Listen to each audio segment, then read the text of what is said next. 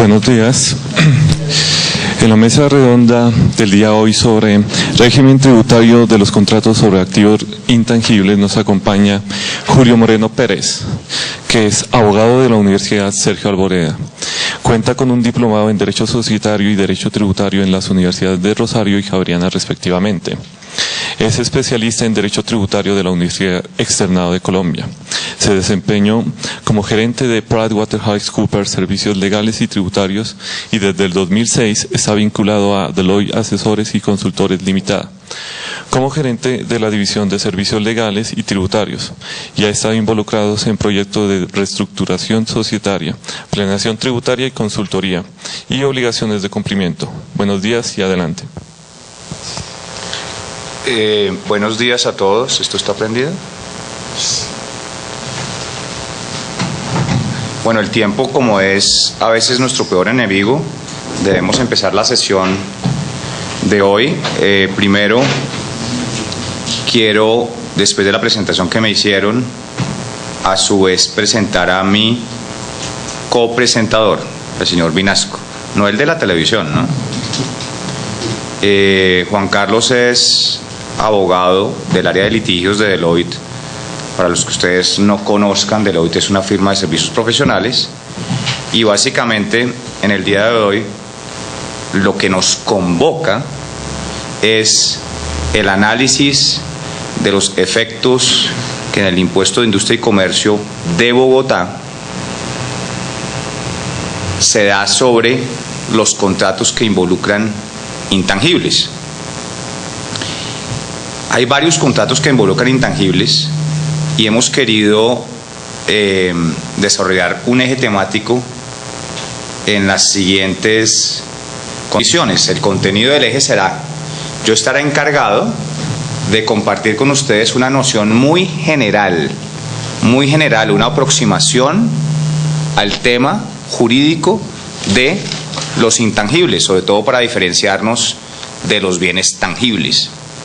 Juan Carlos después va a hacer un análisis también bastante sucinto de cuál es la normativa que está detrás del tema de los intangibles frente al impuesto de industria y comercio de Bogotá. En otras palabras, hablará de la ley 14 y también del Estatuto de Bogotá. Ahora, frente a las posibles causaciones de intangibles, yo les comentaba que hay varios contratos que pueden involucrar intangibles y hemos escogido tres que sentimos que son bastante relevantes. ¿Cuáles? La venta de intangibles, número 1. La explotación de los intangibles, número 2. Y finalmente el tema de las transacciones transnacionales con intangibles. Nos parece que con este eje temático podemos alcanzar, o más bien esperamos alcanzar, el objetivo de este seminario, que va a tener también algo de conversatorio. Aprovechando que digamos que la asistencia presencial es reducida, yo quiero romper un poco el orden y solo conocerlos a ustedes. Ustedes ya me conocen a mí. Me encantaría saber quiénes se van a, entre comillas, beneficiar de este curso. Entonces, en 2 segundos, si nos podemos presentar, sería extraordinario. Si tú empiezas. Aquí el nombre, Ana Selmira Guerra. Buenos días. Ana Selmira Guerra Martínez y trabajo en la Oficina de Fiscalización de Impuestos a la Producción y Consumo de la Dirección de Impuestos de Bogotá.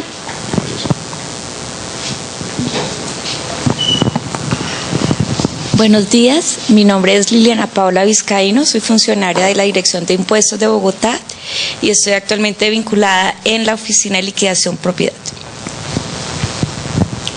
Buenos días, mi nombre es Rubén Darío Castiblanco, trabajo en la Dirección de Impuestos, asesor del despacho.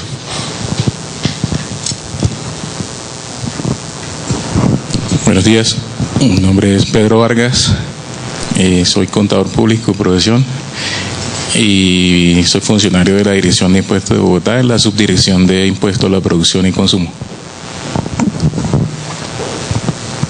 Buenos días, mi nombre es Luis Alberto Escobar Núñez, soy contador público, especialista en finanzas públicas, trabajo en la Secretaría de Hacienda en la Oficina de Liquidación Propiedad.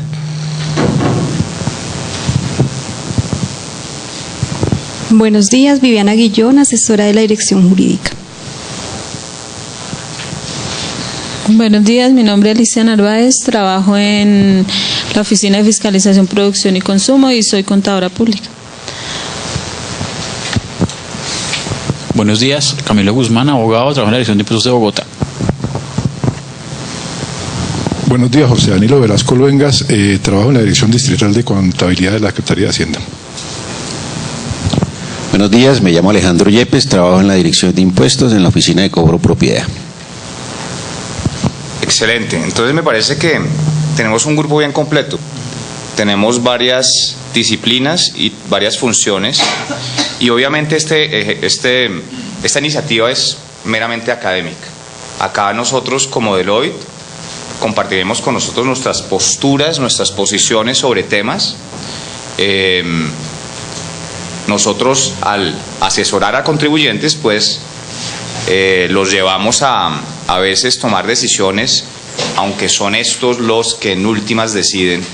Y en el tema de industria y comercio, pues básicamente pues acá estamos representados, o en cualquier impuesto, el asesor, el fiscalizador a veces, o el asesor jurídico, y también el contribuyente, porque nosotros asesoramos contribuyentes que tienen todo el derecho de tener posiciones y nosotros de asesorar, y ustedes el deber y la obligación de fiscalizar este impuesto.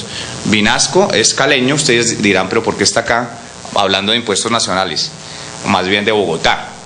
Pues realmente es una voz calificada y convengamos todos, como lo va a explicar él, antes de que yo termine esta introducción, pues el origen del impuesto de industria y comercio es la ley 14 del 83, que es una ley de la República.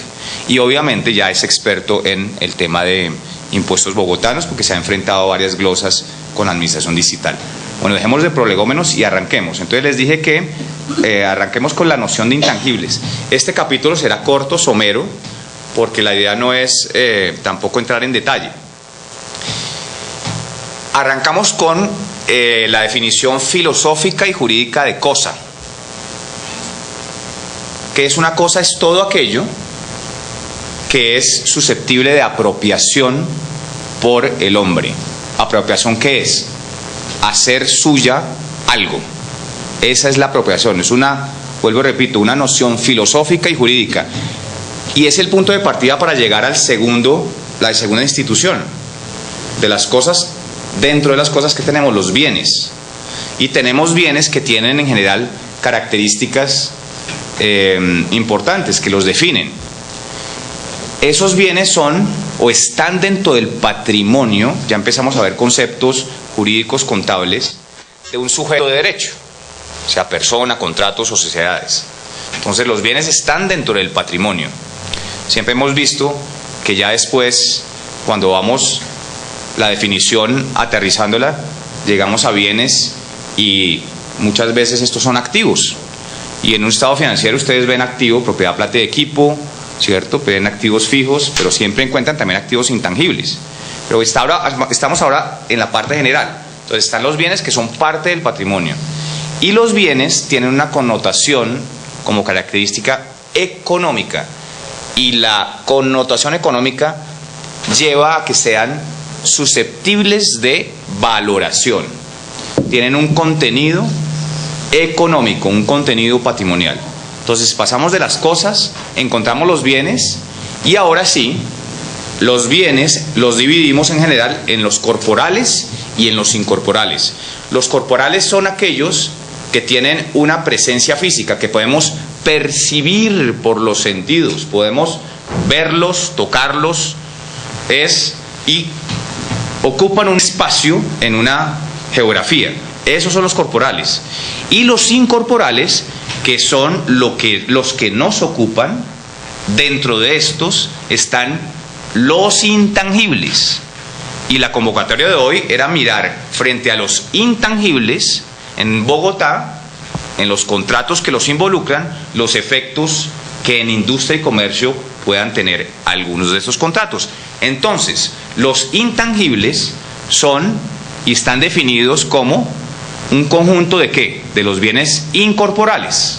Hablamos de cosa, hablamos de bien y hablamos de corporales y de incorporales. Los intangibles son incorporales. Y están representados ¿por qué? Por derechos, por privilegios o ventajas en la medida en que el ente económico explote esos derechos, esos privilegios o esas ventajas. Al explotar el ente económico esos derechos, esos privilegios y esas ventajas, el ente que puede tener más ingresos y podría también potencialmente tener más utilidades si es un ente económico rentable.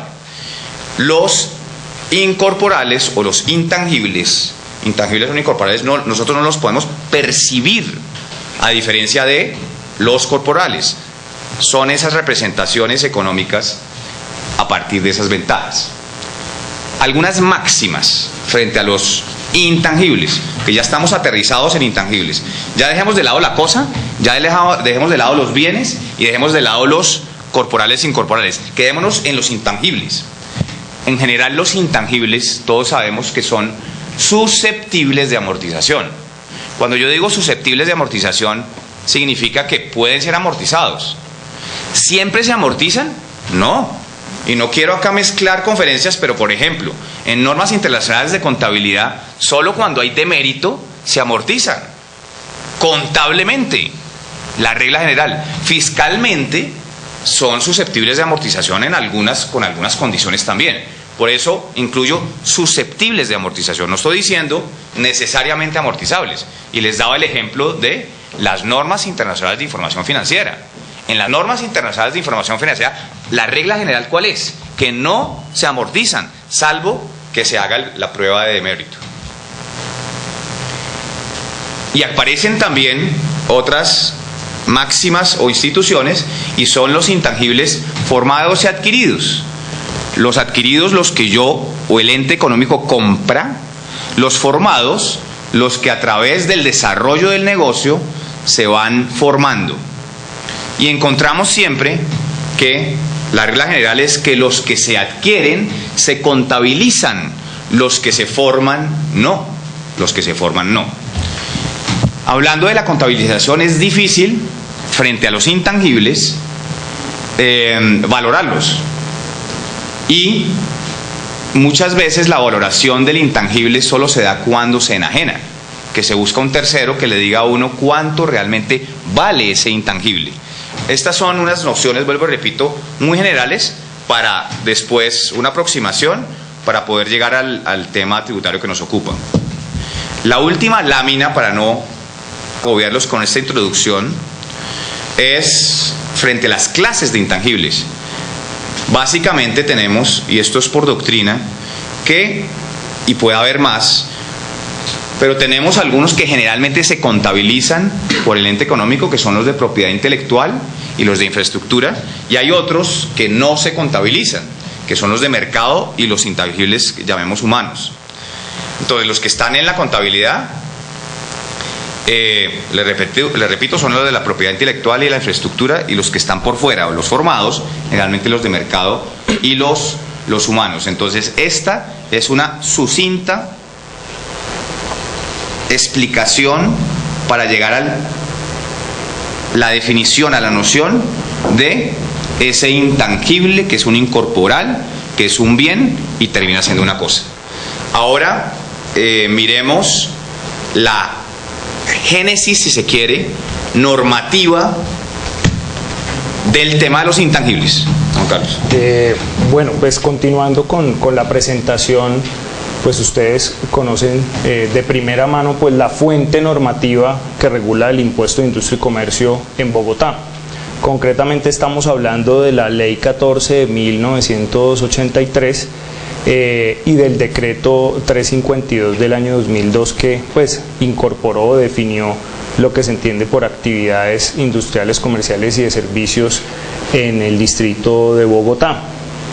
Digamos un poco lo que uno tiene que mencionar enfocado al tema de los intangibles es que para poder hablar del impuesto de industria y comercio en dichas actividades, pues tiene, o en dicho concepto, digámoslo así, tiene uno que enfocarse realmente a entrar a determinar dentro de la noción de intangible en qué tipo de actividad se determina, siguiendo para el efecto pues la definición que traen las normas que se encuentran vigentes. Entonces, pues tenemos que decir que Como lo mencionaba, el impuesto de industria y comercio pues es un impuesto que grava actividades económicas que se desarrollan dentro de una jurisdicción determinada y efectivamente estamos hablando de tres actividades: la comercial, la industrial y la de servicios. Simplemente como para mencionar aquí brevemente como unas características del impuesto de industria y comercio, pues tenemos que decir que es un impuesto directo. Básicamente, ¿por qué? Porque es un impuesto que recae sobre las personas específicamente, sobre las personas que finalmente desarrollan este tipo de actividades. En segundo lugar, es un impuesto municipal porque la ley así lo definió, determinando que es un impuesto de carácter territorial cuyos ingresos o cuyo sujeto activo más bien que se va a beneficiar de esos ingresos por este impuesto, pues son los entes territoriales a nivel municipal o distrital. El tercero, que es un impuesto periódico, pues digamos que en el resto del país la periodicidad está por ser un impuesto anual, ¿sí?, que se causa por realizar actividades dentro de una anualidad, y en Bogotá pues es bimestral, teniendo en cuenta que Bogotá por efectos de el artículo 322 de la Constitución Política y del decreto ley 1421 de 1993, pues se le permitió tener un marco independiente o diferente al del resto de los municipios. Por eso es que en Bogotá se permite que el impuesto sea bimestral. Y cuando hemos hablado de que es un impuesto censal, más que censal es como es un impuesto que recae sobre actividades efectivamente desarrolladas, que son la actividad comercial, industrial o de servicios. Digamos que en este caso o en este momento no me voy a detener a qué se entiende por actividad comercial, industrial o de servicios, porque eso digamos que lo vamos a entrar a determinar en cada caso particular, como lo mencionaba Julián, que hemos definido como tres tipos de actividades grandes que pueden agrupar los intangibles, como es la venta intangible, la explotación y las operaciones internacionales. Entonces, cuando abordemos cada una de esas operaciones, vamos a entrar a definir cada una de las actividades y ver dentro de cuál se puede encuadrar según el tipo de actividad que estamos hablando. Sí. En este slide básicamente lo que nosotros queremos mencionar es que en ocasiones, no tanto para la administración sino para los mismos contribuyentes, existe una errónea interpretación, porque el impuesto de industria y comercio hace referencia siempre a que grava los ingresos brutos que se obtienen dentro de una jurisdicción. Entonces casi que siempre se tiene la idea de que basta con determinar en la contabilidad los ingresos que haya obtenido un ente o una persona para poder entrar a definir efectivamente o considerar que todos esos ingresos se encuentran gravados con el impuesto de industria y comercio, sin entrar a analizar previamente como las reglas de juego que está estableciendo, reiteramos, la ley y el acuerdo distrital. Básicamente, ¿en qué sentido? En que los ingresos, no por el simple hecho de obtener unos ingresos por sí solos significa que están gravados, sino que tienen que ser provenientes de desarrollar una actividad industrial, comercial o de servicios. Si no encuadra dentro de esas tres actividades, por más ingreso que sea, pues no puede estar grabado con el impuesto de industria y comercio. Y eso a veces es una dificultad que se presenta, digamos, con los contribuyentes y con las administraciones municipales, porque de alguna manera lo que se busca es simplemente mirar en la contabilidad el listado 41 y 42 de ingresos operacionales y no operacionales, y la sumatoria de todo se da a entender o se considera que debe ser base gravable del impuesto. Lógicamente, pues restando las partidas que expresamente señala la ley, que son pues los ingresos por exportaciones o los ingresos por venta de activos fijos, etcétera, pero no se entra a determinar específicamente si cierto tipo de ingresos efectivamente pueden estar o no gravados. Y hemos visto que, aunque estamos mencionando el caso o estamos hablando de los intangibles, han existido muchas controversias que han derivado en fallos, a veces ambiguos, donde existen unas posturas, digamos, contradictorias en si esos ingresos están gravados o no. Ejemplo, los dividendos. Hay sentencias que dicen que están grabados, hay sentencias que dicen que no están grabados. Ejemplo, los ingresos por arrendamientos de inmuebles propios, hay fallos que dicen que están grabados, hay fallos que dicen que no. Los ingresos por rendimientos financieros. Entonces, digamos que un poco lo que queremos con esta presentación es como aclarar o saber que siempre, o no siempre por el simple hecho de que se esté registrado dentro de la contabilidad un ingreso, necesariamente ese ingreso debe ser grabado con el impuesto de industria y comercio. Sí, reiteramos, la norma habla de ingresos brutos, pero reitera que los ingresos brutos tienen que ser provenientes de cualquiera de esas tres actividades. Y una cosa más importante que vamos a ver que incide bastante en el tema de los intangibles, que es la territorialidad, ¿sí? Porque digamos que en este caso puede suceder que al final uno obtenga un ingreso por el desarrollo de alguna de esas tres actividades, pero probablemente puede ser que ese ingreso no se esté desarrollando en Bogotá, o esa actividad no se esté que genera el ingreso no se esté desarrollando en Bogotá. Entonces ahí tenemos que entrar a determinar muy bien cuáles son los criterios que se deben tener en cuenta para definir si el ingreso efectivamente está grabado o no está grabado. Gracias, Juan Carlos. Les dije que él tenía un buen conocimiento del impuesto de industria y comercio, no obstante ser vallecaucano, ¿no? Bueno, entonces, siguiendo con el eje temático, tenemos y vamos a través de una metodología de descartes a tratar de determinar si en la venta de intangibles se causa el impuesto de industria y comercio. La metodología de descartes es bien interesante porque con esta llegamos a conclusiones o aproximaciones sobre un tema más que todo. Entonces, sabemos que dentro de los contratos que involucran intangibles también no solo está la explotación, yo puedo vender intangibles como parte de una unidad funcional o a veces como un intangible individualmente considerado.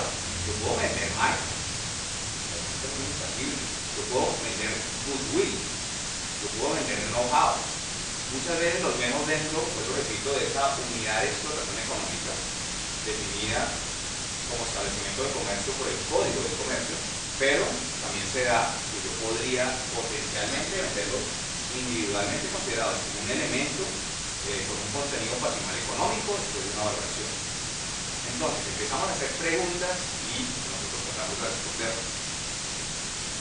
¿Es la venta de intangibles o se encuadra la venta de intangibles como una actividad industrial? Como dijo Juan Carlos, ¿qué hacemos nosotros? Tomamos las fuentes normativas. Ley 14, Estatuto de Bogotá. ¿Qué me dice la Estatuto de Bogotá? Más bien, la Ley 14 primero. No la conocemos, pero no vale la pena recordarla. En el artículo 34 me dice que la actividad industrial encuadra, o más bien, encuadra como actividades industriales aquellas dedicadas a producción, extracción, fabricación, confección, preparación, transformación, reparación, manufactura y ensamblaje de cualquier clase de materiales o bienes. Esa es la definición de la Ley 14. El Estatuto de Bogotá recoge los elementos básicos de la Ley 14, solo agrega a esa definición, con esos elementos, el hecho de que también es industrial cualquier proceso de transformación por elementales que sea. En el cuadro amarillo yo creo que llegamos a una conclusión que es de último, o a veces no. La venta de un intangible será una actividad industrial, un intangible evidentemente le va a aportar en el proceso industrial esa ventaja, ese derecho para generar más utilidades o más ingresos, por lo menos si yo no tengo rentabilidad. Sí, evidentemente colabora, participa en eso, pero la venta de la exposición de no es una actividad industrial. Número uno, entonces, como en el método científico descarte o acierto y error, acá la venta de intangibles no puede ser una actividad industrial. Sí puede colaborar en una actividad industrial, obviamente ofrecer esa ventaja que yo les comentaba, ofrecer ese derecho. Ahora nos movemos al tema de los servicios. Y me dice, hacemos la misma pregunta, ¿será la venta de los intangibles se podrá encuadrar como una actividad de servicio? Toca ir al artículo 36 de la Ley 14. Establece que son actividades de servicios las dedicadas a satisfacer necesidades de la comunidad mediante la realización de una o varias de en las siguientes, llamémoslo, situaciones análogas. Y da, por ejemplo, el expendio de bebidas y comidas, el servicio de restaurante, los cafés, los hoteles, las casas de huéspedes, moteles, amoblados, transporte y aparcadero, formas de intermediación comercial. Acá mirando también a fuentes informales del derecho que también deben ser bienvenidas en este debate, en esta discusión. El Consejo de Estado en un fallo del 2008 me dice que las actividades análogas deben ser definidas por los consejos municipales. Entonces, a la luz de las normas generales, la ley 14, vemos que la venta de intangibles no aparece como una actividad ni específica ni análoga. La venta de intangibles no está calificada como actividad análoga de la prestación de servicios. Lo dice el Consejo de Estado, uno podría decir, bueno, según la ley 14, no, pero le da la potestad al Consejo Municipal de definir la actividad análoga. Entonces miremos si Bogotá lo hizo. El artículo 35 me dice, en Bogotá, define las actividades de servicio como toda tarea, labor o trabajo ejecutado por persona natural o jurídica o por sociedad de hecho, sin que medie relación laboral con quien lo contrata, que genere una contraprestación y se concreta en que siempre hay obligaciones de hacer. Es bien importante, obligaciones de hacer. La venta de intangibles no es una obligación de hacer, es una obligación de qué? De dar. Entonces, industrial no es. Servicios no es.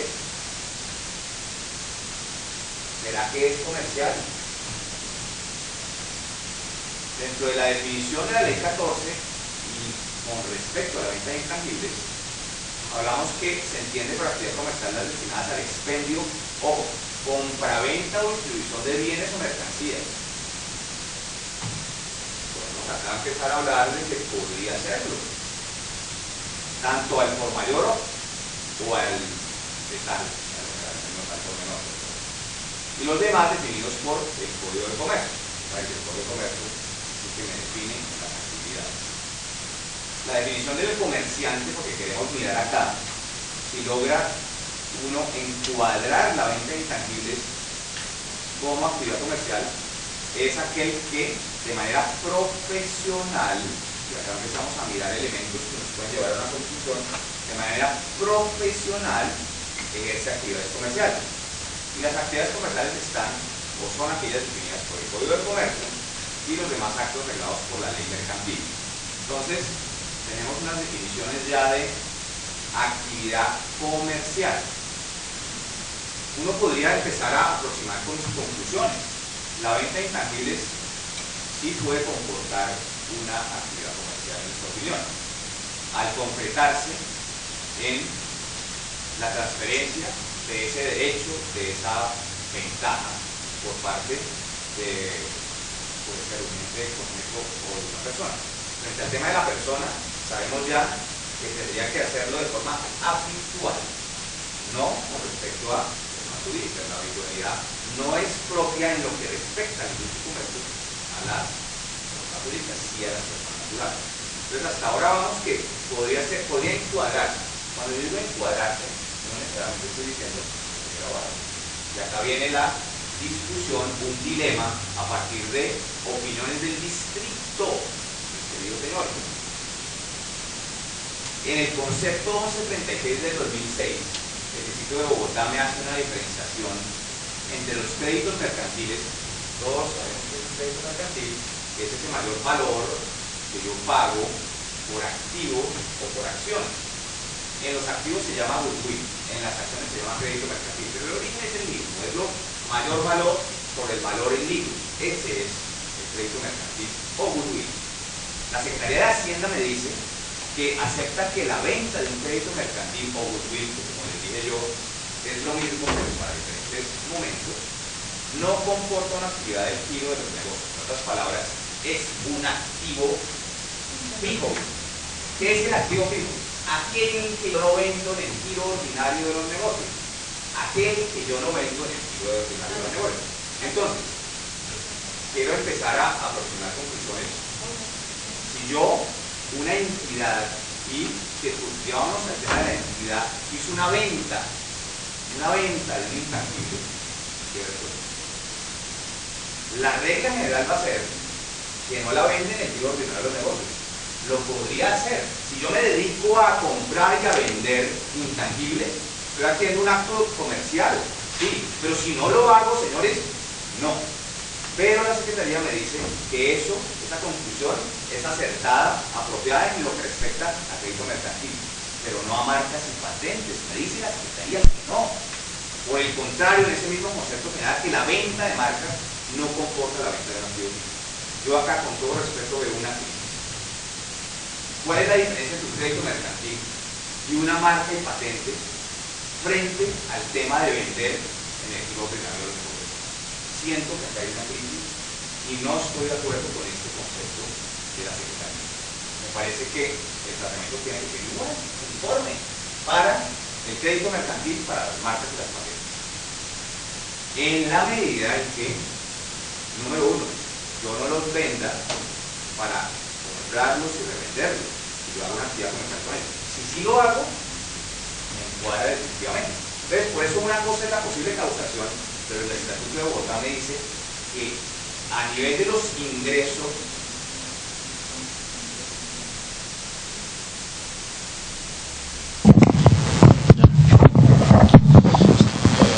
bueno, apenas para empezar a aproximar las conclusiones. Les decía yo, ¿puede aproximarse la venta de intangibles a una actividad comercial? Siento que sí. Pero en la depuración bogotana, una cosa es que se pueda llegar a causar, pero de esa causación, ¿qué se resta? La venta de activos fijos. Y yo siento que la venta tanto de un crédito mercantil como de una marca y de una patente, en la medida en que no se venda, transfiera en el giro ordinario, es un activo fijo.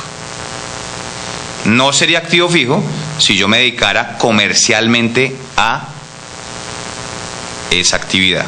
Entonces vamos a compartir conclusiones sobre la venta de los intangibles. Sentimos que la venta de intangibles no es una actividad industrial. Sentimos que la venta de intangibles no es una actividad de servicios a la luz de las normas distritales, porque no lo recoge como una actividad análoga y además no es una obligación de hacer, sino de dar. La venta de intangibles sí puede comportar una actividad comercial. En el evento en que la venta la realice una persona natural, sería relevante la habitualidad de la actividad. Y además que esta persona ahí ya lo hiciera, si lo hace habitualmente, ya sabemos que no está vendiendo activos fijos.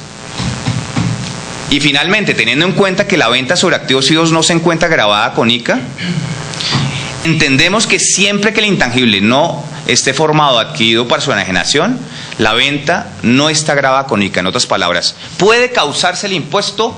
Sí. ¿Hay que deducirlo de la liquidación? Sí.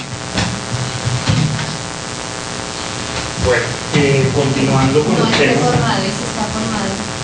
Si está formado,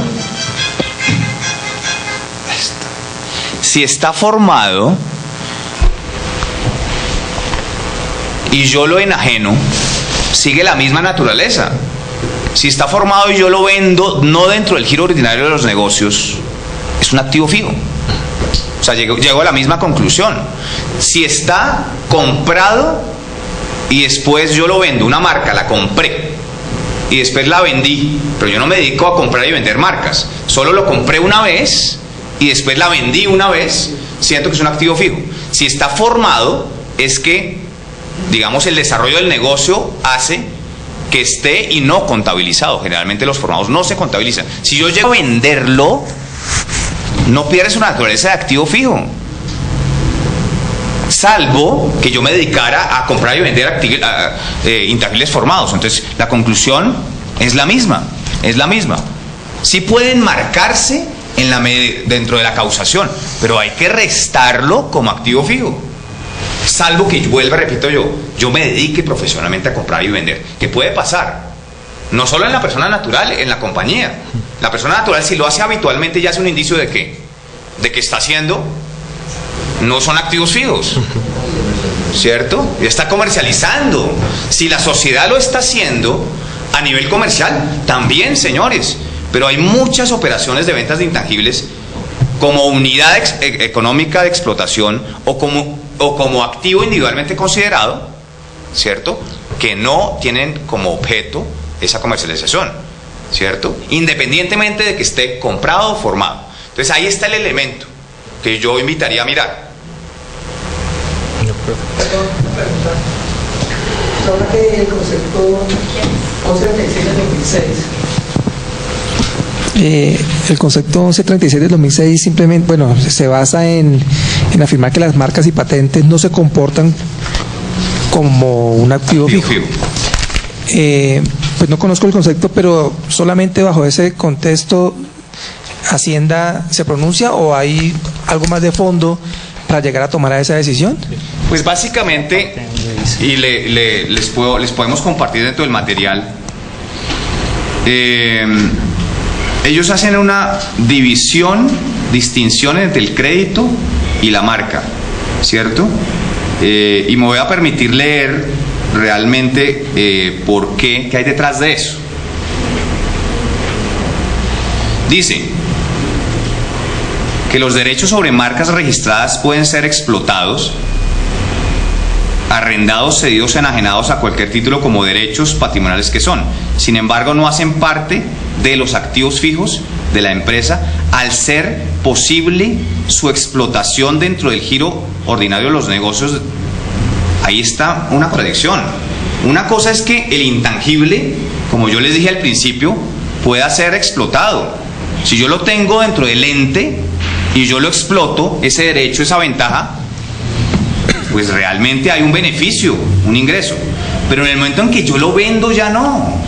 O sea, no el hecho de venderlo comporta lo que ellos hablan de una explotación. Entonces, están asimilando como la venta a una explotación, ¿cierto? Y siento que puede haber una crisis en esa conclusión. Entonces, miremos que tampoco hay un desarrollo demasiado grande en el concepto. Muy buena la pregunta. De alguna forma están usando la palabra ¿qué? Explotación. Explotación que puede darse por el uso, y acá está asimilando Hacienda Distrital ¿a qué? A que la venta es una explotación. Siento que ahí hay una crisis, pero esa es la razón que tiene este concepto. Excelente pregunta. Dentro del concepto de ventas va inmerso una parte que no vamos a tocar. Una cosa es que venda el activo. Una cosa es que el activo se venda y otra la utilidad que yo pueda obtener en la venta del activo. ¿Sí? Ahí van dos cosas. Puedo venderlo, pero en la venta puede surgirme una utilidad. En ese orden de ideas, hablando de intangibles, esa utilidad que obtenga sí va a ser grabada. Pero si es activo fijo, no, porque sentimos que, si ya, pensemos que acá el dilema ¿cuál es? Es determinar, ¿estoy vendiendo un activo fijo o no? ¿Los activos fijos están excluidos de ICA? Aquí la norma ahí me dice la venta de un activo. Yo puedo tener un activo y lo puedo vender al costo que yo tenga en libros. Yo lo vendo en libros y es en sí una venta. Pero no me está diciendo explícitamente que dentro de esa venta estoy obteniendo una utilidad. Si en el evento que la utilice obtengo una utilidad, pues yo lo tengo en libros, y como decía la compañera, si es formado, decíamos al principio que si es formado aparece en la contabilidad. Y cuando yo efectúo una venta, debo comparar el valor registrado en contable versus el valor que recibo por la venta. Estoy de acuerdo contigo, pero para el impuesto de renta.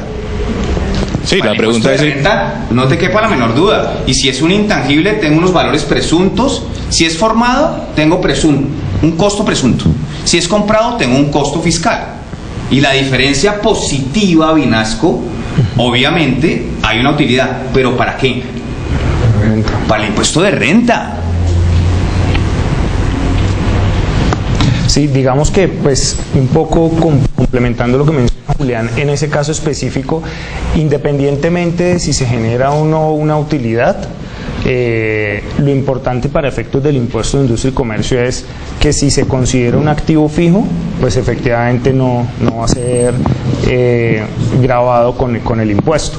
Ahora, la duda es de, digamos, qué requisitos se deben tener en cuenta para que sea un activo fijo, porque normalmente pues lo que ha hecho la jurisprudencia y la doctrina en general es acudir a las normas contables vigentes al PUC colombiano para decir que es pues aquellos activos que se han poseído, pues primero que no hacen parte del giro de los negocios y en segundo lugar que han sido poseídos por más de 2 años.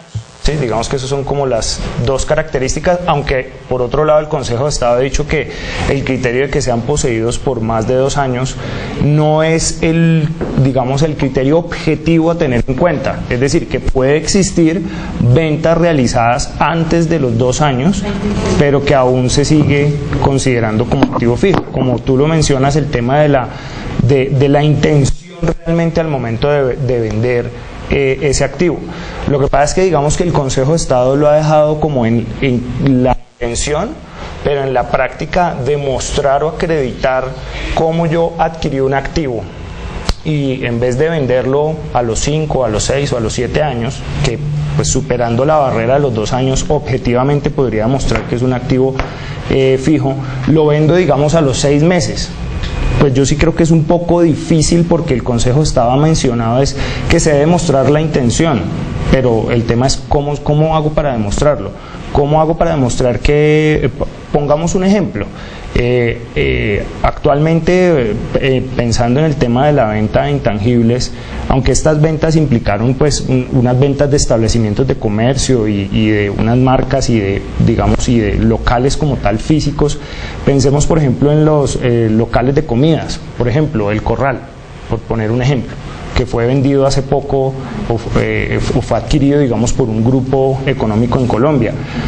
La pregunta es: ¿qué pasa si el grupo económico lo vende a los 6 meses? ¿Sí? Hoy lo compró hace poco y se supone que uno pensaría que la intención de ellos es desarrollar el negocio, el objetivo de ellos era, ellos estaban en el sector de alimentos pero no en el sector de comidas rápidas, querían incursionar en el sector de comidas rápidas, pero pensemos que sale un buen negocio, sale un comprador del exterior, por ejemplo, que viene y dice: me interesa el negocio y le compro el local más que el local, la marca como tal de las comidas rápidas.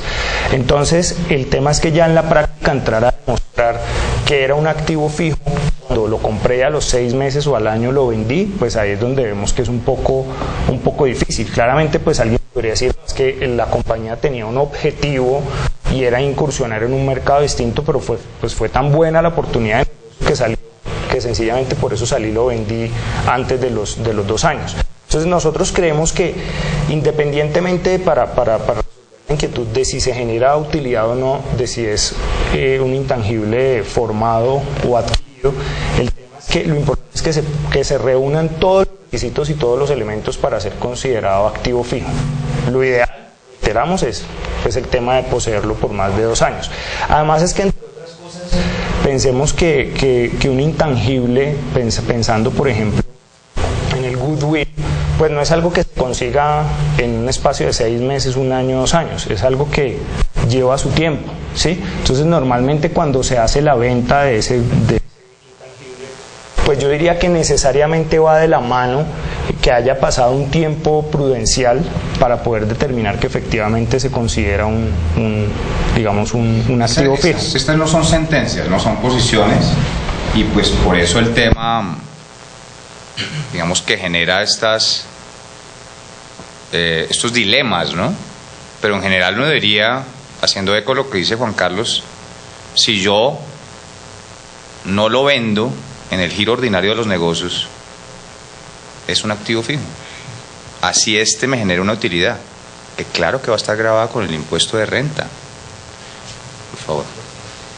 Bueno, continuando, ya dejando de lado el tema de la venta como tal del intangible, vamos a hablar de los casos de explotación.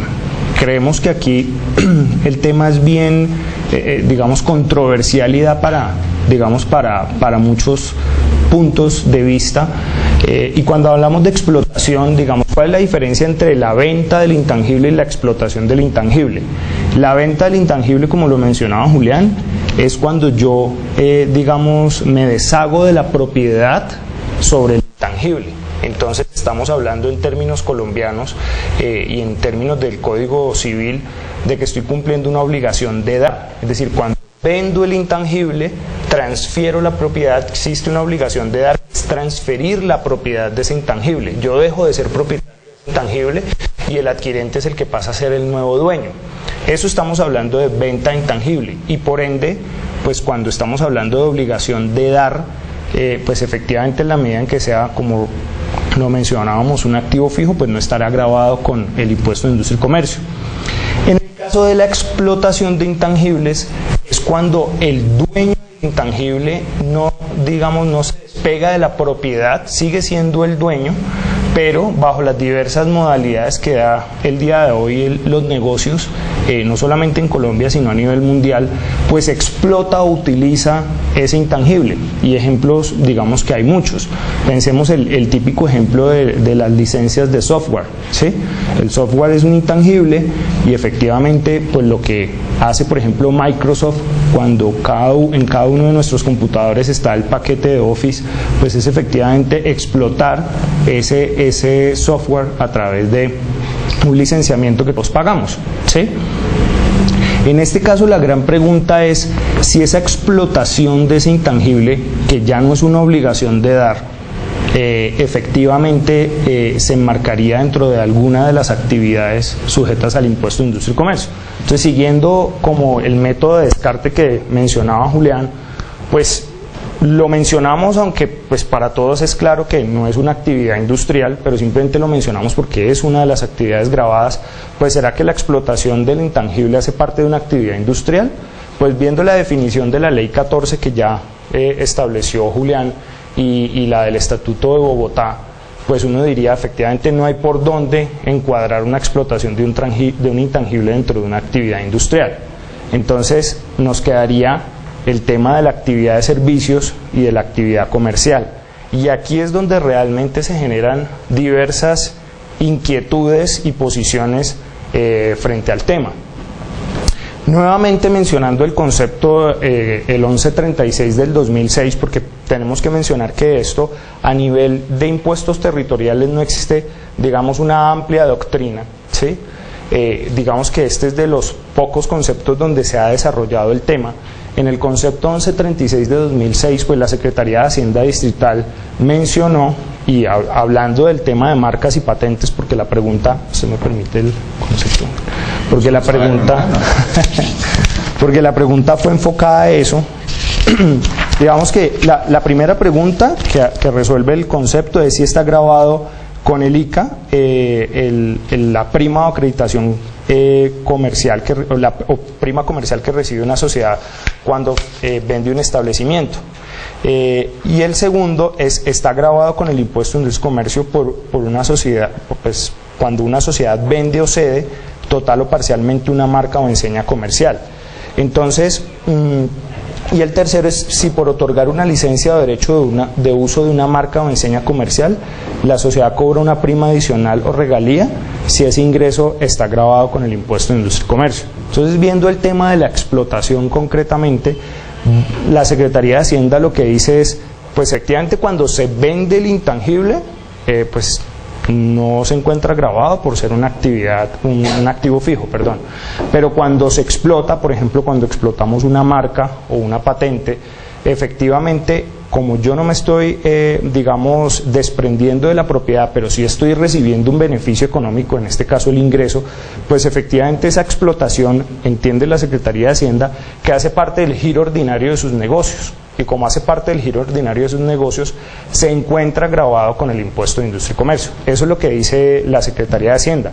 Sin embargo, alguien va más allá y pregunta, bueno, si eso está grabado, ¿a qué tarifa o por qué concepto de actividad? Mencionando si es una actividad de servicios o una actividad comercial. Y vemos que el concepto, digamos que se contrapone en unos criterios, porque efectivamente el concepto define que se trata de una actividad comercial, definen que la explotación de un intangible es una actividad comercial, pero cuando entran a definir a qué tarifa se podría gravar, utilizando la resolución 219 del 2004, que es pues la que compende o resume todas las actividades grabadas con los códigos, la encuadra dentro de la actividad 74.111, que es actividad de servicios. Entonces ahí cuando uno lee el concepto, digamos que pues sí le queda a uno la duda de queda definido como una actividad comercial, pero la tarifa que aplica es una actividad de servicios, y la actividad de servicios que se está aplicando es la que determina como actividades jurídicas, como consultoría profesional. Y ese código de actividad, la descripción del código dice, bueno, define varias cosas: asesoramiento y representación, como habla de actividades jurídicas, dice asesoramiento y representación en casos civiles, penales, etcétera, y después dice actividades relacionadas con patentes y derechos de autor, ¿sí? Pero dice la preparación de escrituras, testamentos, fideicomisos y las actividades de escribanos. Entonces cuando uno lee el concepto del código de la tarifa o la descripción de la tarifa, pues digamos que si está enfocada a un tema de actividades jurídicas, y simplemente porque en la definición en algún punto dice actividades relacionadas con patentes y derechos de autor, pues nosotros no vemos tan claro que por esa razón realmente se encuadre dentro de esa actividad, más cuando se está definiendo como una actividad comercial. Lo que sucede es que cuando uno mira la descripción del código o de las tarifas previstas para la actividad comercial, pues no existe ninguna que diga expresamente explotación de intangibles, ¿sí? Cualquier tipo de intangible, no existe. Entonces ahí vemos que el concepto, digamos, genera unas inquietudes importantes. Ahora, ¿cuál es, digamos, nuestra opinión concretamente frente al tema de si se trata de una actividad de servicios o una actividad comercial? Digamos que usted puede volverse al punto donde se define la actividad de servicios, que están en su presentación. Exacto. Digamos que en Bogotá, ¿cómo está definida la actividad de servicios? Pues recordemos que la ley 14 trae una definición que al final Bogotá se apartó de esa definición, y casi que la definición que existe es una definición muy similar a la que existe para efectos del impuesto sobre las ventas, que es una definición que fue establecida en el año 92 en un decreto para efectos del impuesto sobre las ventas, y en el año 93 en el decreto ley 1421 fue incorporado por primera vez, digamos, modificando el concepto de definición de servicios dentro de Bogotá. Entonces nos dice que es toda tarea, labor o trabajo ejecutado por persona natural o jurídica o por sociedad de hecho sin que medie relación laboral que genere una contraprestación en dinero o en especie y que se concrete en la obligación de hacer. Entonces volvemos al punto. ¿Será que en la explotación de un intangible hay una obligación de hacer? ¿Será que de pronto cuando yo compro la licencia a Microsoft para poder utilizar dentro de mi computador el software que ellos desarrollaron hay una obligación de hacer? ¿Será de pronto cuando pensemos, y esto ocurre en muchas compañías en Colombia que son, por ejemplo, sucursales o son sociedades establecidas en Colombia pero que explotan marcas extranjeras en Colombia, que normalmente la de afuera, que es la dueña de la marca, pues para poder vender en Colombia con el logo de la marca conocida, de tal forma que todo el mundo pues vaya y compre ese producto por lo conocido que es, cobran una regalía, que sería una forma de explotar un intangible, en este caso representado en la marca. Hay una obligación de hacer. Entonces, la verdad es que a nosotros, o a mí particularmente, me queda la duda de si efectivamente se puede encuadrar dentro de una actividad de servicios a la luz de cómo está, digamos, definido en la normatividad local. Efectivamente, pues uno sabe que una obligación de hacer es, pues efectivamente, realizar una actividad, una labor. Pensemos en servicios que no tienen que ver con explotación de intangibles. Pensemos en un servicio de vigilancia, pues todos sabemos que la obligación de hacer es pues que efectivamente se preste el servicio de vigilancia. Pensemos, por ejemplo, en un servicio profesional de un abogado, por ejemplo, que se contrate un abogado para defender a una persona dentro de un caso, pues uno puede prever cuál es la obligación de hacer de ese profesional dentro de ese caso. Pero pensar en la obligación de hacer dentro de la explotación de un intangible cuando estamos poniendo estos ejemplos, pues sí queda, digamos, la duda.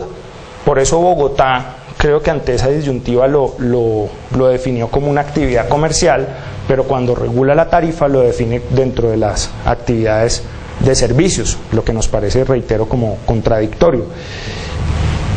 Un ejemplo, digamos, de esta controversia, aunque es un tema completamente aparte y no tiene nada que ver con el intangible, pero que creo que ustedes conocen bastante, es el tema de los arrendamientos, ¿sí? Y hay un concepto de la Secretaría de Hacienda del año 2013, donde vuelve y analiza el tema del arrendamiento. ¿Eso por qué? Porque el Consejo de Estado ha tenido posiciones diferentes.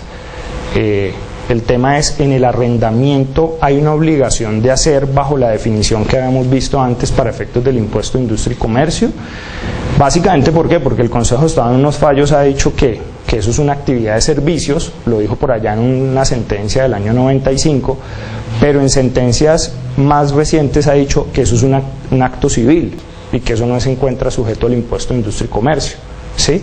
Entonces, ¿por qué traigo a colación este ejemplo? Porque es un ejemplo de cómo se ha debatido efectivamente si una actividad, en este caso el arrendamiento, se encuentra enmarcada dentro del concepto de actividad de servicios. Digamos que la Secretaría de Hacienda, en el concepto del año 2013, lo que hace es apartarse un poco de lo que dice la jurisprudencia, analizando que pues la jurisprudencia primero ha versado de casos incluso diferentes al de Bogotá, o sea, se ha discutido, son normas de otros municipios, digámoslo así, y en segundo lugar porque el actor que ha promovido el proceso son fundaciones o entidades sin ánimo de lucro que tienen un régimen, digamos, especial o diferente para efectos del impuesto de industria y comercio, no una típica sociedad que se dedica a realizar actividades comerciales. Entonces Bogotá lo que dice en la Secretaría de Hacienda, mejor lo que dice en el concepto es: yo me aparto de lo que dicen estas sentencias y para mí esto sí es una actividad de servicios. ¿Por qué? Porque yo leo la norma, dice la Secretaría de Hacienda, y para mí realmente el arrendador del inmueble, estamos hablando de inmuebles propios, cuando entregan arrendamiento, pues efectivamente está haciendo una obligación de hacer. La gran pregunta es si ese criterio similar se pudiera extrapolar y traer a la explotación de intangibles. No me quiero salir del tema con el punto del arrendamiento, pero quiero poner es como un ejemplo de cómo se ha dado esa controversia, incluso que el Consejo de Estado ha dicho, para mí eso es un acto civil. Entonces, quisiera como dejar en el ambiente la duda que existe, más por el tema del concepto de la Secretaría de Hacienda. Ahora, sabiendo que existen las dudas de si realmente es una actividad de servicios, la pregunta es, ¿sería una actividad comercial? Entonces, pues digamos que la definición de actividad comercial dentro de la Ley 14, pues casi que lo dejó sujeto. Dice básicamente que es la compraventa de bienes, ¿sí? De bienes y servicios, compraventa de bienes. Entonces, volvemos al mismo punto. En la explotación de un intangible, yo no estoy vendiendo el bien, lo estoy explotando. Entonces, bajo esa percepción inicial, pues no sería una actividad comercial. Básicamente el artículo 20, y lo tengo aquí, dice: adquisición de bienes a título oneroso con destino a enajenarlos en igual forma. No creo que sea el caso. Dice, la adquisición a título oneroso de bienes muebles con destino a arrendarlos. Volvemos a lo mismo, pues si estamos hablando de bienes muebles, pues los intangibles no son muebles, entonces tampoco estaría dentro de ese punto. Dice, el arrendamiento de los mismos, el arrendamiento de toda clase de bienes, ahí sí ya no lo está limitando a bienes muebles, sino el arrendamiento de toda clase de bienes para subarrendarlos. Pero realmente si yo soy el dueño de un intangible y lo exploto, pues realmente no lo estoy subarrendando. Entonces tampoco cabría, a pesar de que el subarriendo sí me abre el espectro, no solamente a bienes muebles, sino a la condición de bienes. Entonces uno entra a mirar y así sucesivamente uno va leyendo el artículo 20, habla de operaciones bancarias, explotación de servicios en puertos, muelles, ninguna realmente encuadra dentro de la noción de explotación de intangibles. Viene la última, que es el numeral 19 del artículo 20, que dice los demás actos y contratos regulados por la ley mercantil. Entonces, los demás actos y contratos regulados por la ley mercantil, pues eso se puede volver una olla, porque realmente ahí puede caber todo. Y lo cierto es que en el tema de los intangibles, pues la legislación colombiana, digamos, es incipiente, y realmente, si uno se va al Código de Comercio al menos, no existe una regulación para todos los tipos de explotación de intangibles, pensando en que pudiera definirse que se trata de contratos típicos que están regulados en la legislación mercantil y por eso se pueden encuadrar como actividad comercial y a su vez, por ende, como una actividad comercial para efectos del impuesto de industria y comercio. Entonces vemos que tampoco es tan claro que efectivamente se pueda definir que la explotación de un intangible encuadra dentro de una actividad comercial. Entonces vemos que el tema, por eso digo que da para debate. Lógicamente pues entendemos que un poco la posición de la Secretaría de Hacienda Distrital pues debe ser definir el tema y más allá pues definir unas reglas claras de juego, porque bajo las normas, digamos, vigentes, como están hoy en día determinadas, y con la doctrina, pues yo diría que la posición es ambigua, y reitero sobre todo el tema de la contradicción para que sea evaluado frente al tema de que se define como una actividad comercial, pero se graba como una actividad o a una tarifa que está establecida para una actividad de servicios. Sí. Una pregunta respecto a la Secretaría de Hacienda, ese es el concepto. Repito, tenemos claro que para la Secretaría de Hacienda está grabado con ICA.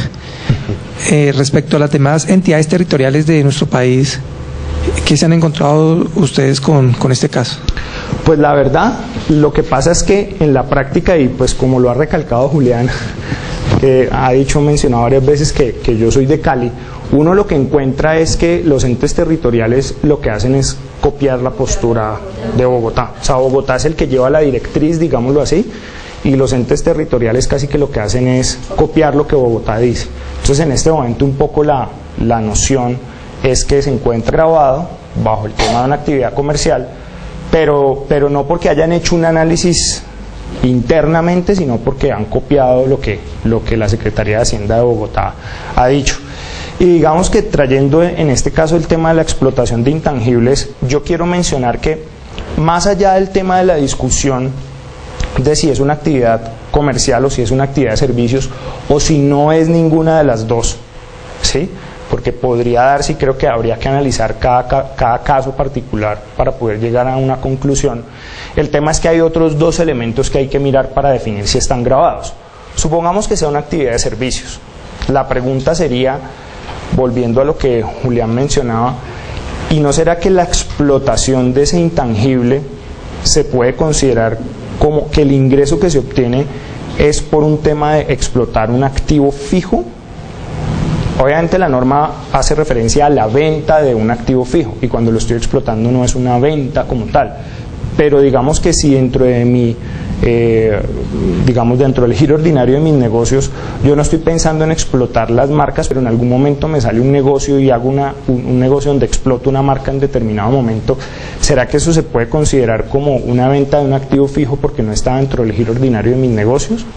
Eso digamos que también generaría la duda. Yo agregaría, si me permite, Juan Carlos, para darle un poco más de elementos a partir de su juicioso estudio.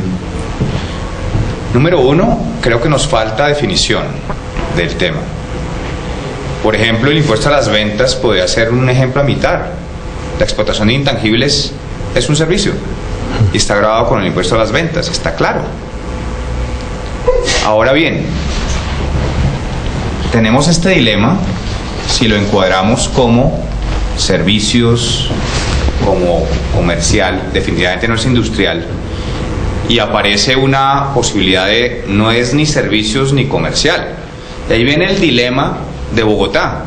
Bogotá grava la generación de los ingresos per se o la generación de los ingresos cuando estos encuadran en actividades industriales, comerciales y de servicios. Yo diría que para evitar, o más bien para la invitación, ¿cuál sería? Tal vez para el distrito y para el legislador, de pronto definir el tema, ¿no? El tema no está definido. Hay unos elementos que nos pueden llevar a servicios, pero tienen crisis algunos. Hay otros elementos que me pueden llevar a comercial, pero tienen crisis. En IVA, en la explotación de intangibles, ¿qué hicieron? Servicio, está grabado. Entonces de pronto podía ser interesante que la invitación se base en esas consideraciones, ¿no? Sí. Perdón. Bueno, llegó más allá entonces. No contaba con que Bogotá fuera el referente a nivel nacional. Por eso trajimos al Vallecaucano. Sí. O sea, no es... Pero entonces quiero ir un poco más allá. Tengo entendido que el impuesto de industria y comercio se da en todos los países de Latinoamérica. ¿Cómo manejan en estos países el tema de los intangibles? ¿Es grabado con industria y comercio o no? Pues realmente nosotros cuando hicimos la preparación de esta conferencia, digamos, lo que nos encontramos es que no solamente en Colombia y no solamente para efectos del impuesto de industria y comercio, sino para el IVA, por ejemplo, existe esa disyuntiva de si efectivamente la explotación de un intangible comporta la prestación de un servicio, digámoslo así. Y la conclusión tomamos, por ejemplo, revisamos legislación y digamos de países como Perú, por ejemplo, donde existe esa controversia también. Y todo parte de definir cuál ha sido el criterio de definición de actividades y servicios que se ha traído dentro de un país específicamente, digámoslo así, porque pueden haber digamos como dos metodologías para definir la actividad de servicios. La actividad de descarte, que es definir que todo lo demás que no sea la venta de un bien va a comportar la prestación de un servicio, digámoslo así. Otras legislaciones donde entran a definir expresamente cada caso. Vemos, por ejemplo, que en la ley 14, que es la que le aplica a todos los municipios, pues sí existe una diferenciación en la definición de servicios comparada con la de Bogotá, porque la ley 14 sí lo que hizo fue definir unos tipos de actividades que Julián las mencionó y dice al final o actividades análogas. Entonces casi que queda como la discusión de que lo que está ahí es lo que es servicio y lo que no está no es servicio, pero como el mundo avanza, los negocios avanzan, pues probablemente la legislación se quedó corta. Digamos que Bogotá sí se curó en salud un poco porque sí digamos que tiene una definición un poco más amplia y habla de obligaciones de hacer sin que medie una relación laboral entre quien contrata y quien realiza la actividad. Entonces creemos que todo depende de cómo se haya definido, pero para responder la pregunta, el tema es que la misma controversia existe en otros países.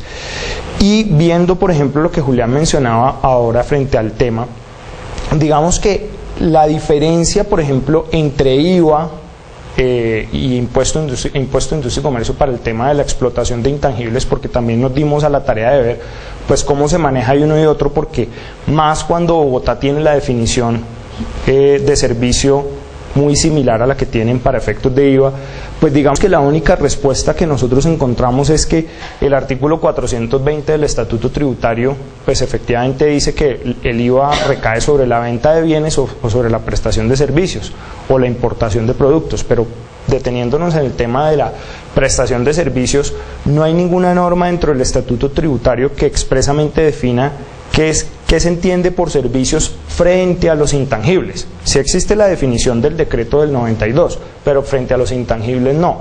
Y lo único que nos encontramos es precisamente la mención del artículo 420 en el parágrafo tercero, que dice: para la prestación de servicios en el territorio nacional se aplicarán las siguientes reglas. Y dice: los servicios se considerarán prestados en la sede del prestador del servicio, salvo en los siguientes eventos.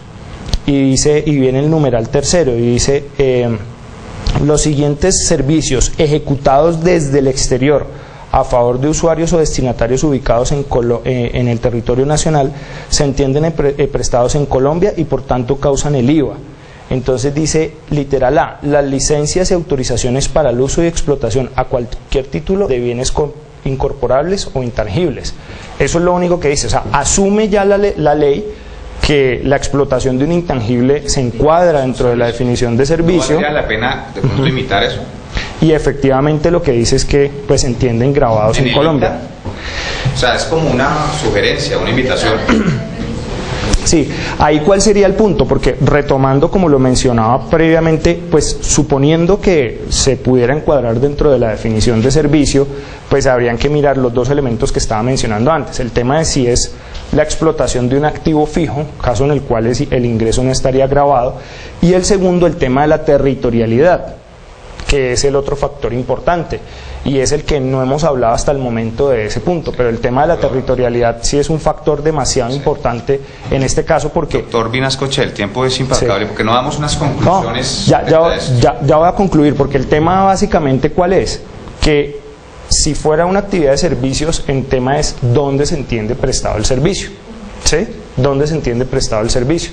Digamos que para efectos de IVA, pues que es un impuesto nacional que tiene unas reglas de juego distintas, pues la legislación se curó en salud y dijo todo lo que sea explotación de intangibles desde el exterior hacia Colombia se entienden prestados en Colombia. Se creó una ficción, pero esa ficción no se puede crear en el impuesto de industria y comercio, sencillamente porque se estaría violando el principio de territorialidad. Entonces pensemos que un intangible que se desarrolló en Medellín y se explota en Bogotá, entonces se podría grabar en Bogotá, pero ¿y en Medellín también? O sea, digamos que esa regla que existe frente a la ficción de considerar que se entienden prestados en Colombia, pues no aplicaría para el tema del impuesto de industria y comercio. Entonces un poco lo que queríamos dejar en el ambiente y para concluir es que frente al tema de la explotación de intangibles, pues primero hay un sinnúmero de negocios que pueden generar la explotación. En segundo lugar, que viendo la definición de actividad de servicios y la definición comercial, no se infiere claramente que sea la una o la otra, pese a que en IVA se ha adoptado esa posición, pese a que Bogotá ha dicho que es comercial, por ejemplo. Entonces vemos que en IVA sí es servicio y para la Secretaría de Hacienda es comercial, pero la tarifa es de servicio. Entonces vemos que existen, digamos, bastantes dudas que dejan, y sobre todo el tema es, en el momento en que se logre despejar esa duda, el tema es también definir las reglas de juego frente a la territorialidad. Y lo vamos a ver que en la presentación al final hay unos casos que son, digamos, como de mucha actualidad y que nos dejan a nosotros para pensar cómo aplicaríamos el tema de la territorialidad de esas explotaciones de esos intangibles. Excelente. Entonces, en el eje temático y antes de las conclusiones y los casos que comenta Juan Carlos, temas vigentes, por ahí hay uno con Uber. Miremos las transacciones o los intangibles en contratos transnacionales. Acá básicamente ya empezó a dar una serie de puntadas Juan Carlos. ¿En qué sentido? Y es el tema de la territorialidad.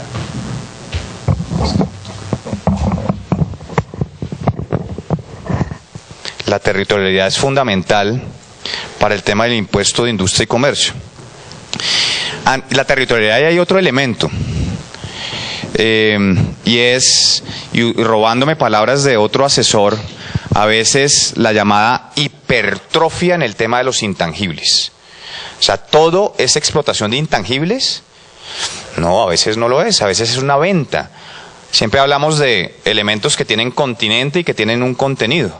Entonces está la duda, el dilema, si siempre que se dan esas transacciones donde hay un continente con un contenido, hay una explotación de intangibles. Entonces primero quiero referirme a eso en el sentido de que en las transacciones transnacionales esto es muy frecuente. Si nos damos, o en muchas ocasiones encontramos la explotación de un intangible por parte de una entidad no domiciliada en Colombia, pero hace la explotación ¿dónde? En Colombia. Entonces uno podía sentir que ahí, independientemente del dilema de actividad comercial o de servicio, podría uno enfrentarse a que en la medida en que se aproveche ese intangible en Colombia, estaríamos en el marco del impuesto de industria y comercio. Ahora bien, frente a esa realidad, también ocasiones donde el contrato a veces o la operación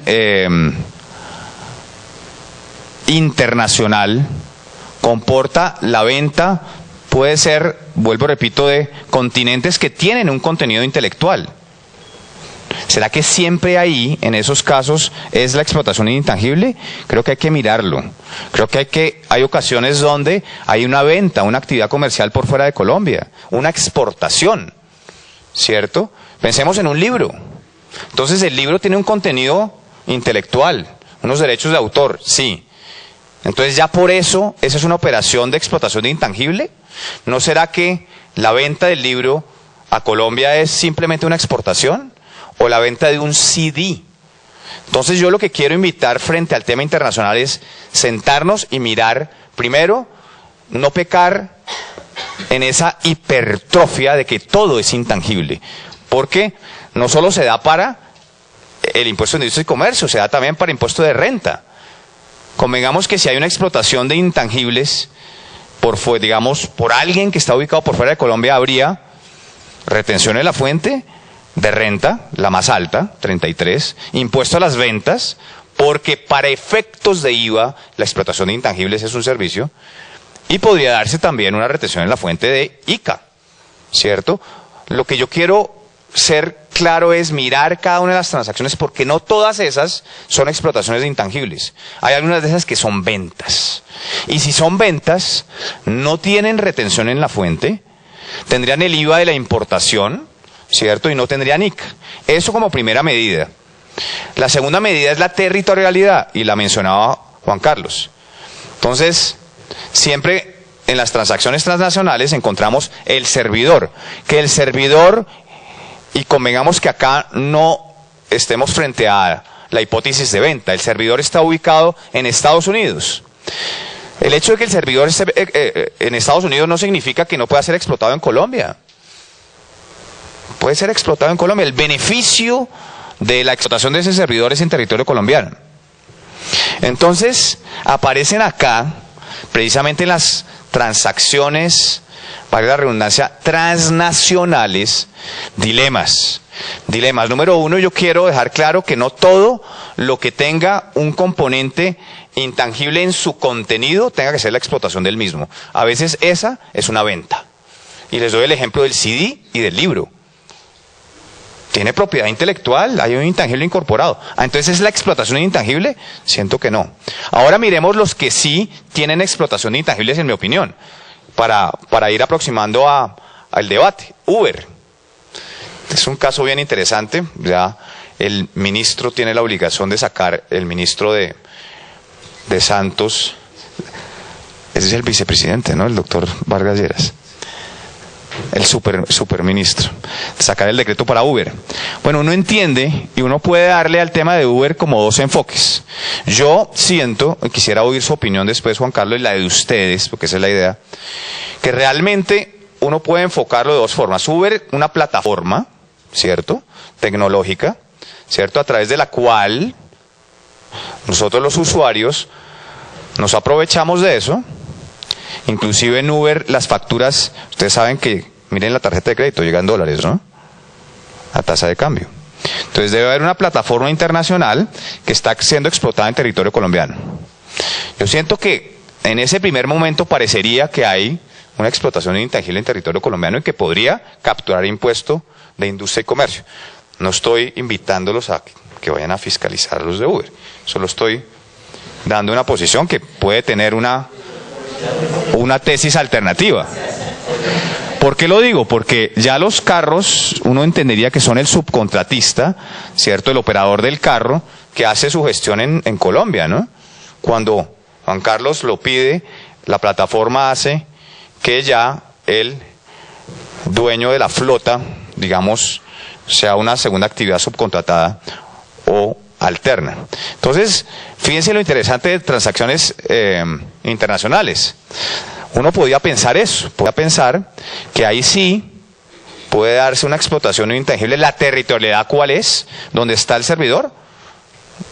No, pienso que es donde se explota o, como tú dices, se presta el servicio. Si estamos diciendo, otra vez el dilema, ¿qué es la prestación de un servicio? Si la explotación intangible es la prestación de un servicio, puede que en este caso hasta sí, sea más cercano a eso. Entonces estarían en esas posibilidades de poder configurar una causación del impuesto del industria y comercio en una operación de Uber. ¿Qué piensa Juan Carlos sobre eso?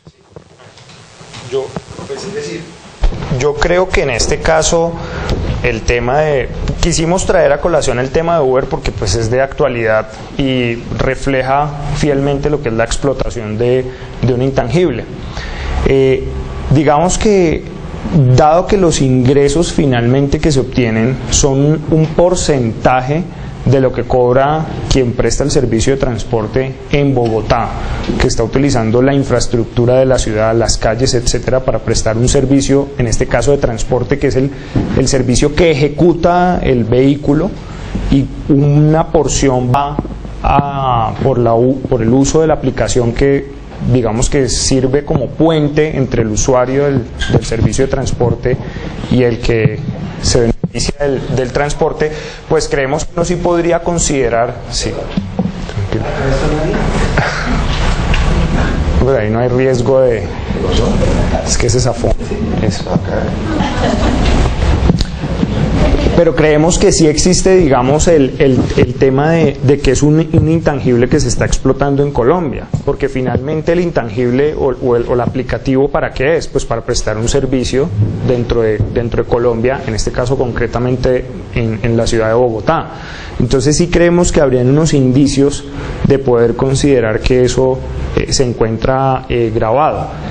¿Cuál es el tema? Pues que la norma, efectivamente, la territorialidad del impuesto de industria y comercio parte del supuesto de que efectivamente la actividad pues dice que se realiza en un inmueble determinado con establecimiento de comercio sin él.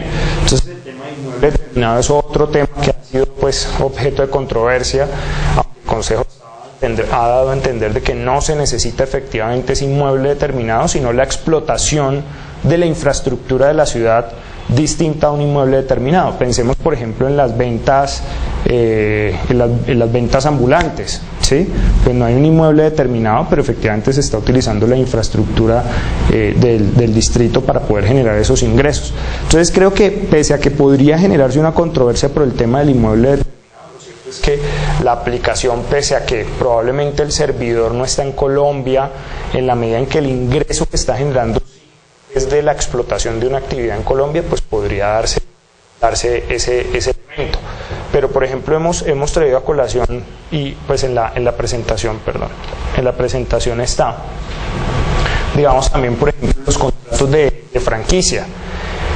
Pero retomando el tema de Uber, pensemos por ejemplo en las aplicaciones. Hay otros casos, y hoy en día por el tema de los avances de los teléfonos inteligentes, pues está el tema de que se pueden bajar aplicaciones diversas. Por ejemplo, Waze para ubicar direcciones, ¿sí? Normalmente este tipo de aplicaciones, el ingreso que se obtiene es por la publicidad, porque normalmente descargarlo, pues hay aplicaciones que cobran por poderse descargar y eso pues es un ingreso. Pero normalmente otras aplicaciones son gratis y básicamente el ingreso que reciben es por la publicidad que se pauta dentro de esas aplicaciones, ¿sí? O los juegos dentro de los teléfonos. Quien haya tenido la oportunidad de descargar un juego, pueden ver que hay juegos que son gratis, pero en la medida en que la persona vaya avanzando de niveles, qué sé yo, pues pueden pagar para acceder a ciertos niveles dentro de los juegos. Entonces vemos que esa noción estática que existía en la ley 14 del tema de definición de actividad de servicio comercial e industrial, pues digamos que se quedó corta frente a las nuevas formas de explotación que existen hoy en día por los diferentes usos, sobre todo de los intangibles. Pero quería retomar el tema de que, por ejemplo, Uber abrió unos elementos para poder considerar que sí está grabado. Pero pensemos, por ejemplo, en los aplicativos de los juegos. Pues efectivamente, si alguien en Inglaterra se inventa un juego y sencillamente yo lo puedo descargar desde mi celular, pues realmente el que se inventó el juego en Inglaterra no está utilizando nada en Colombia, ¿sí? Ni la infraestructura de Bogotá, ni de Cali, ni de Medellín. Entonces ahí vemos que sí, por más ingreso que se obtenga, efectivamente puede ser que las empresas en Colombia pauten dentro de ese juego para que el jugador efectivamente pues pueda acceder a esa publicidad y pueda comprar. Pues efectivamente ahí vemos que si bien se genera un ingreso, pues efectivamente sí vemos difícil que se pueda considerar por el tema de territorialidad que el ingreso se entiende en Colombia. En Uber, reitero, pues simplemente lo queremos dejar en el aire, no es que nuestra posición sea que se tenga que grabar ni mucho menos, simplemente que hay elementos o que lo que queremos definir es que cada situación particular puede tener unos elementos de juego distintos para definir si está grabado o no. En el tema de los contratos de franquicia, no sé si Julián bueno, ahí lo importante es ver que hay varias prestaciones o contraprestaciones que se dan en ese contrato de franquicia. Entonces habría que mirarlo, analizarlo y mirar realmente el pago que se está haciendo a título de qué.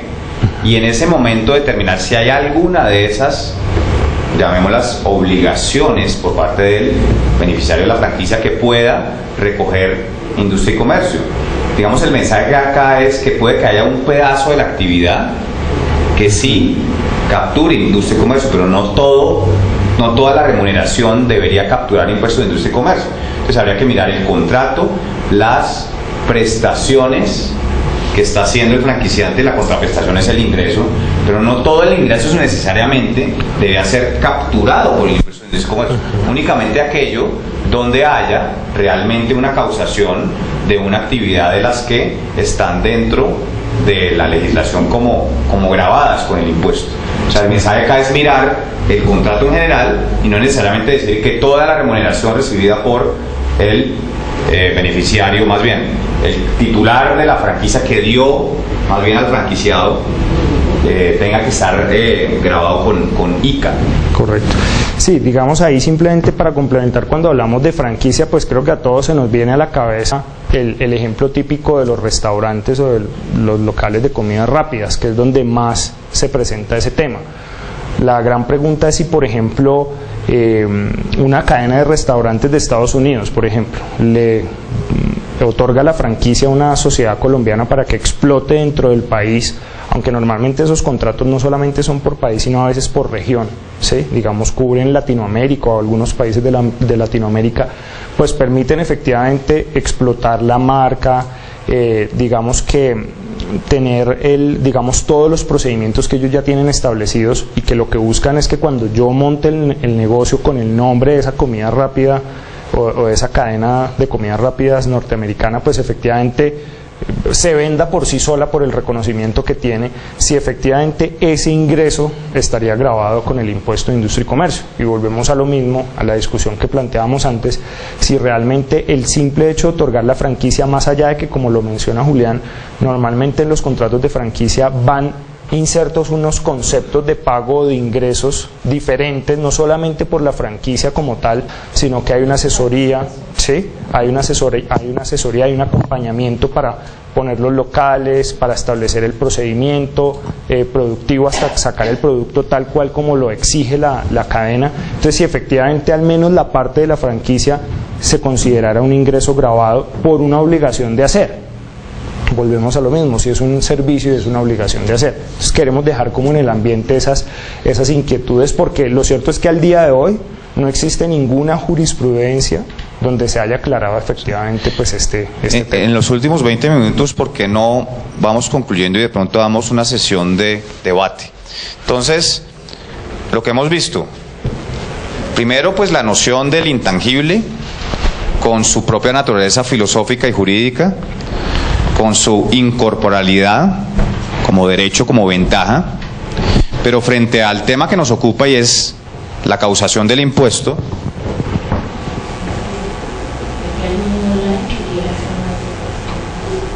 ¿una pregunta? Sí, ahorita lo... Si nos permites, muchas gracias. Frente al tema de la venta del intangible, sentimos que en la medida en que sea activo fijo, ¿cierto? Si bien se pueda llegar a causar, hay que detraerlo. Y Juan Carlos fue claro en la ventana del tiempo de los 2 años, ¿no? Entonces eso es un elemento que nos puede llevar a conclusiones. Si la persona se dedica a comprar y a vender intangibles, pues está realizando una actividad comercial indudablemente. Si no es así, si bien pueden marcarse dentro de la actividad comercial, hay que restarse, y lo dice el Estatuto de Bogotá. Frente a la prestación de los servicios, Juan Carlos hizo una explicación muy juiciosa, digamos, de la crisis o las fortalezas que pueda llegar a tener en marcarlo como servicios, como actividad comercial. Tienen elementos de defensa uno y otro, pero sí sentimos que falta más aclaración frente al punto, que podría evitar estos dilemas innecesarios y de pronto recoger un poco, imitar lo que hizo el impuesto a las ventas con las explotaciones. Frente a las transacciones transnacionales, lo que yo quiero dejar claro es evitar la hipertrofia, que todo sea explotación de intangibles, ¿cierto? Pensando en la territorialidad precisamente, porque si la explotación de intangibles en territorio colombiano, pues hay unos indicios claros de su gravabilidad. Pero si el contrato que nos ocupa pueda tener un componente intangible en un continente, ya estamos hablando no de una explotación de intangible, estamos hablando de ¿qué? De una exportación. Una exportación pues que obviamente no está grabada con ICA, dado que tiene lugar por fuera de Colombia.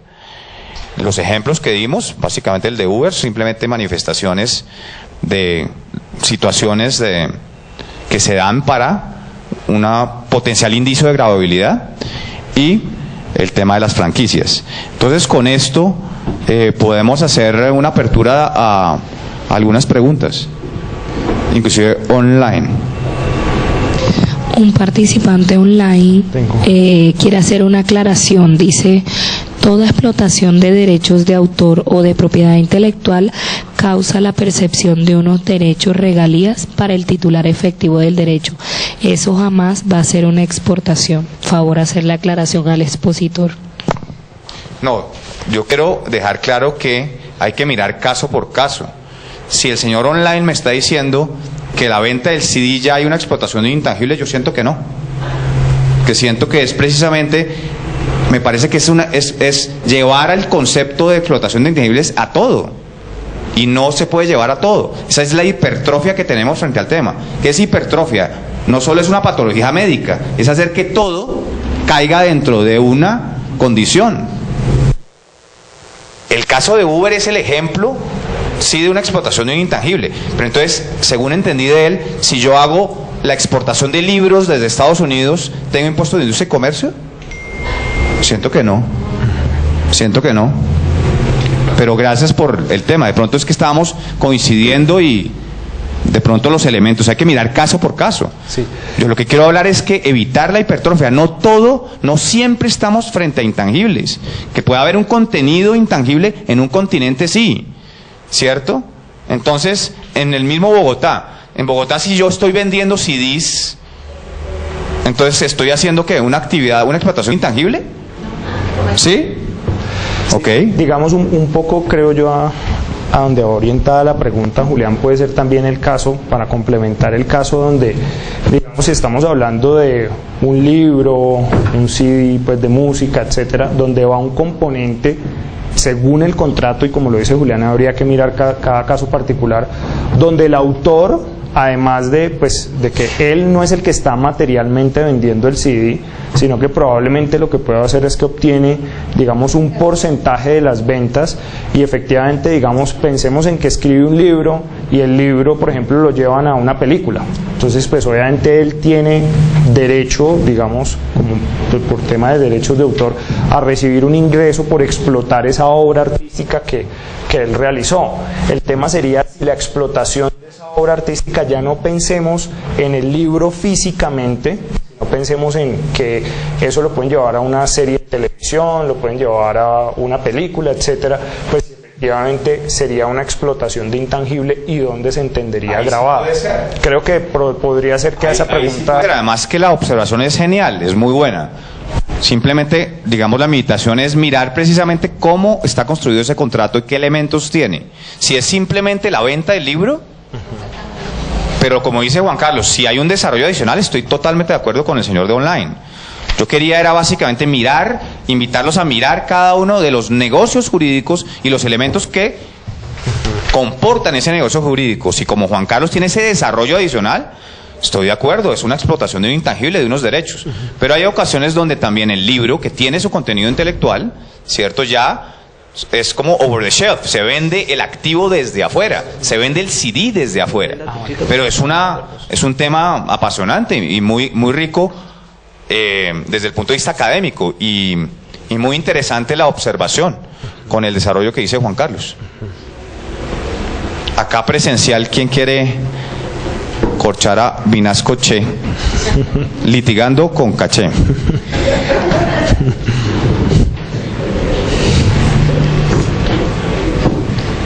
Pues para nosotros ha sido un honor estar con ustedes. Veo que son personas preparadas y estamos en orillas distintas por ahora, aunque no sabemos qué pueda pasar. ¿Puedo yo contratarlos a algunos de ustedes, o yo llegar a la administración distrital? pero convocatorias abiertas, pero estos ejercicios son muy enriquecedores. O sea, la labor de ustedes no solo está en el recaudo, sino en el juicio, digamos, de los elementos jurídicos que están detrás de las normas, ¿no? Y nosotros como asesores no estamos necesariamente para hacer que el asesor, más bien que el contribuyente pague menos impuestos, ¿no? Tratar de ceñirnos con juicio a la normativa que tenemos. Hicimos un esfuerzo con juicio y dedicación de recopilar lo que tenemos en mano, que no es mucho desde el punto de vista de jurisprudencia y doctrina, Juan Carlos. Sí. O sea, hay bastante, pero son elementos que nos llevaron por lo menos a unas conclusiones que queríamos compartir con ustedes. Sí, no, pues yo quería como pues agradecerles a ustedes por el tiempo. No sé si, digamos, tengan alguna inquietud o algún tema o conocer, digamos, la opinión de ustedes frente al tema, cómo lo ven de cara a las fiscalizaciones y a las actividades que ustedes deben realizar como Secretaría de Hacienda. Sí. No, dale. ¿Tú piensas que la marca no es activo fijo? A ver, bueno, creo que es muy clara la ambigüedad que hay con relación al tema y en muchos aspectos. Creo que finalmente convergen en lo que comentaba ahorita Juan Carlos de la intencionalidad, la intención que se tenga en algunos casos. Para el tema de los contratos, digamos que finalmente, además de la intencionalidad, pues se complementaría con los términos del contrato inicialmente. Nosotros como contadores, al momento de la contabilización, tendríamos en cuenta esos factores.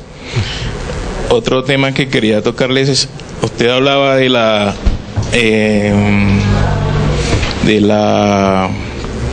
se me escapó la palabra, digamos que la similitud de las normas como tal. Entonces hablábamos que sí, para el tema de interpretación podríamos asimilar una norma territorial con la norma nacional. Decía sí, cojamos el ejemplo del IVA para tipificar acá una norma distrital. Pero entonces en el caso en que yo le hablaba, por ejemplo, diría un amigo, en veces sí, en veces no, porque cuando le hablábamos del tema de la utilidad en venta de activos, claro, en renta sí se considera, para renta sí, pues ¿por qué para renta sí, para ICA no? Entonces, bueno, quiero igual también, pues es un tema muy amplio y volviendo al caso de si eso es una prestación de servicio o no, yo diría, yo como ingeniero de sistemas creo un software y pues todos esos son, digamos que más, cuando llegábamos acá alguien nos decía o aquí o se le aclaran las dudas o se le amplían. Entonces yo como ingeniero de sistemas puedo generar un software y digo inicialmente que lo voy a explotar en Colombia, para no irnos al campo internacional, lo voy a explotar en Colombia, lo exploto acá, pero dentro del contrato, dentro de la ejecución de ese software yo meto por allá algo que me diga que no, yo necesito instalarlo, por ejemplo, por decir cualquier cosa. En el momento en que decido instalarlo, estoy prestando un servicio. Yo dejo caer como ambiguo, por una parte. Por otra, además de que estoy prestando el servicio, bueno, viene el tema de quién es el sujeto pasivo en ese momento. Para el caso de Uber, hay un software que está creado, una plataforma que está creada, pues la creó Uber, no la creo yo. Pero si yo tengo una empresa que es de transportes y mi transporte se basa en servicios a través de Uber, entonces ¿quién es el sujeto pasivo?